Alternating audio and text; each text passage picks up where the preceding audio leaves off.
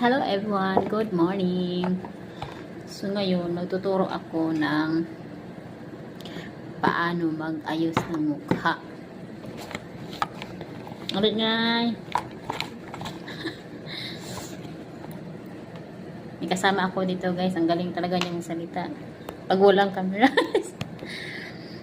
Ayan. So, wait lang.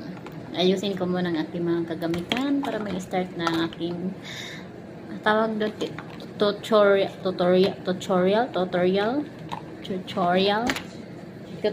sa ito nga tutorial. Ayan. So basa pa yung buhok ko. So maglagay muna tayo nito. Yan, hindi ko para malambot ang buhok. Okay, diba? Shoutout muna dyan sa mga mother.